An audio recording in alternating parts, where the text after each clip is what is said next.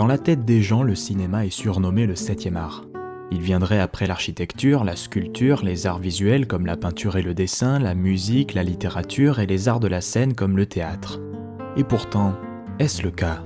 Quand les frères Lumière ont commencé à faire des films, ils ne nous présentaient que des petites scénettes dont l'intérêt évident était de montrer au mieux la capacité de capture du mouvement de leur cinématographe.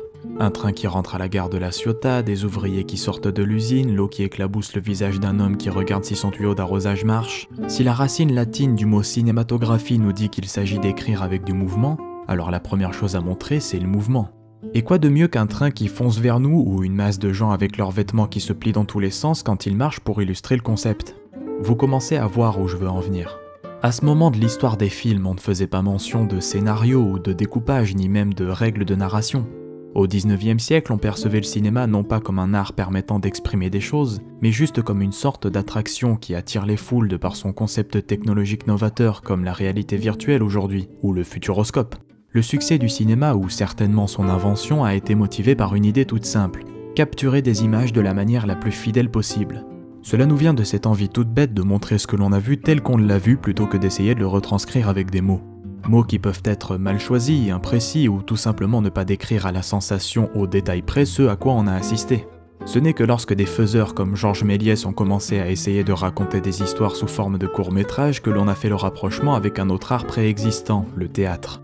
Dès lors, on s'est mis à filmer des sujets en mouvement qui dorénavant seraient de vrais comédiens sur un décor préconstruit et éclairé avec des projecteurs que l'on a essayé de trouver un type de narration exclusif au film. D'abord entièrement théâtral avec des acteurs filmés sur un décor unique jouant toute une histoire en une seule fois, le montage a fait son apparition vers 1888, introduisant alors le concept de coupure nette permettant de passer d'un visuel à l'autre d'une manière instantanée. Et c'est là qu'on s'est rapproché de la notion de film au sens moderne du terme. Un ensemble de séquences d'images reliées par le montage qui ont pour but de raconter une histoire écrite par un scénariste et mise en scène par un réalisateur. Mais du coup, quelle est la fonction d'un film ? Quel est le sens profond du cinéma? Pourquoi continuer à faire du cinéma? Juste pour faire de l'art avec toute l'ambiguïté que ce terme peut comporter?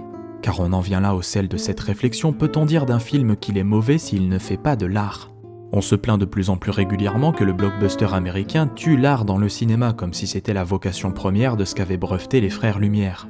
Sauf que dire ça, c'est louper ce qui fait l'essence du cinéma. Si on prend tous les films depuis le 19e siècle et que l'on prend la minuscule somme de tous leurs points communs, on peut arriver à la définition suivante. Le cinématographe est une technique consistant à capturer des images qui, mises bout à bout, créent l'illusion du mouvement.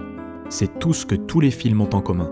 D'avoir été filmés par une caméra et de montrer des sujets en train de bouger. Dans quel contexte et dans quel but, ça c'est toujours différent. Si on part de ce constat simple, pourquoi accuser un film des pires crimes envers l'intellect s'il fait autre chose que de raconter une histoire ou transmettre une vision artistique? Chaque film, indépendamment de son genre, a un but qui résulte de l'envie d'un producteur ou d'un réalisateur de faire, dire ou montrer quelque chose. Ça peut être donner une leçon de morale ou même juste de montrer de jolies choses. Transformers ne me paraît pas plus idiot qu'un film de Jacques Tati dès lors qu'on admet qu'il est juste motivé par une volonté de repousser les limites de la technologie numérique et les possibilités de représentation offertes par celle-ci. Un film qui se vante d'être une œuvre d'art peut être bien plus mauvais qu'un blockbuster s'il échoue à ce but.